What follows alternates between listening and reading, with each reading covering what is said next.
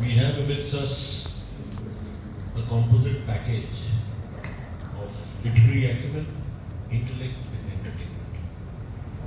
He is a management graduate, an entrepreneur, poet,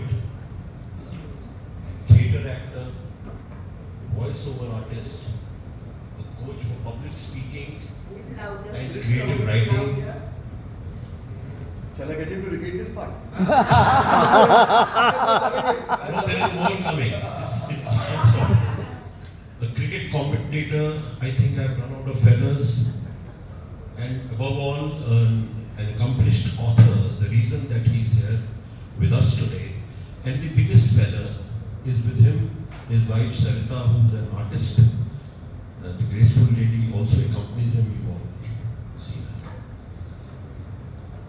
So, ladies and gentlemen, please welcome Mr. Nilesh Kulkarni, the best-selling author of Uprising, The Liberation of Dadra and Nagar Haveli. Please welcome him.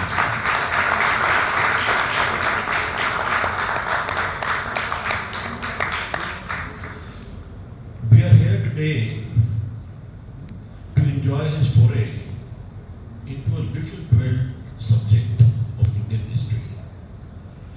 Quite neglected till the time he decided to script it. Lack of research, paucity of archives, and inadequate state backing makes us lose sight of history, except of course the bold letter events. Our friend here brings to us a hugely significant happening post-independence. I call it significant for three reasons. One, it probably is the only movement purely led by people with negligible support from the state. Number two, it stabilizes the geostructure of the country. And finally, which is most important, it sounded a death knell to the last of the foreign occupants on Indian soil. So to set the ball rolling, I shall depart from the customary opener of asking him, tell us about your book. Instead, I would ask you, Nilesh, please tell us how this obscure idea germinated in your mind. What kept you motivated as you progressed?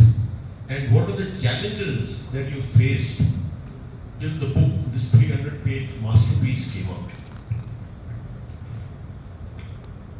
Salman Rushdie once said that a book, an author doesn't have to write a book, the book writes itself.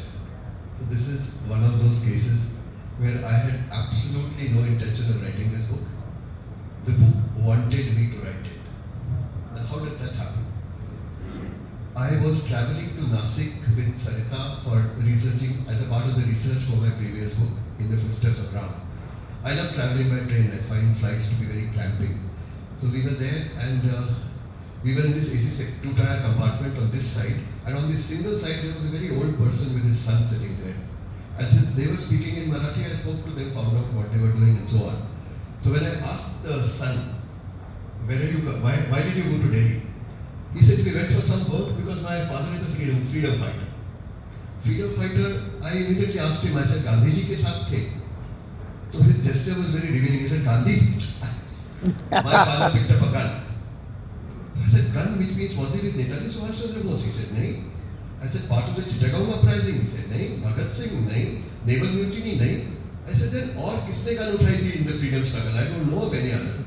So he told me about the part of this story, about how barely 20 plus boys in the age group of 18 to 26, 27 attacked with just 5 rifles and 3 pistols a Portuguese contingent of more than 300 soldiers armed with Sten guns, Bren guns, rifles and 3 submachine guns, and threw them out of Dadra and Nagar Haveli.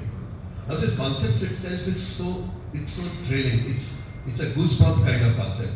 How could 29 with just 5 or 8 weapons attack 300 and throw them out? It took hold of me immediately. And I told them there's a book in it and I'm an author, I want to write this book.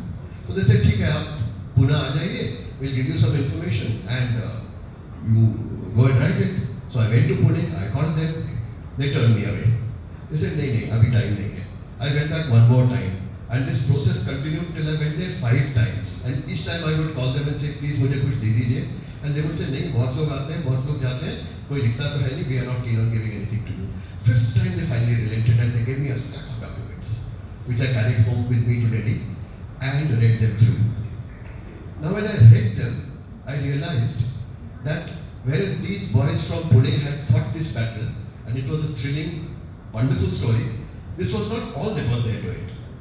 The battle was also fought by some boys from Goa, and these people had made no mention of it in their stories. You know, it's very natural to say that, look, I did everything, my people did it, my leader did it. So it was all about that. And I realized that what they were telling me was not a balanced narrative.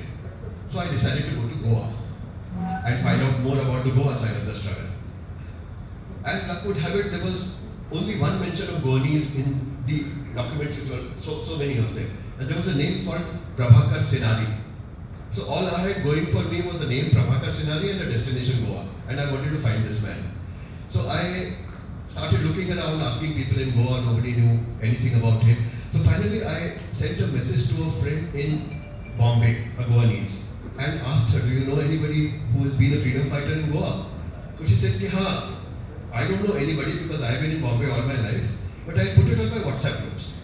So she put it on a lot of Goanese WhatsApp groups, and 8th or 9th day, I got a list of 21 phone numbers, of which one was Prabhakar Senari. I found the man. So I called him, and the moment I called him, I told him what it was all about. See, look at this thing.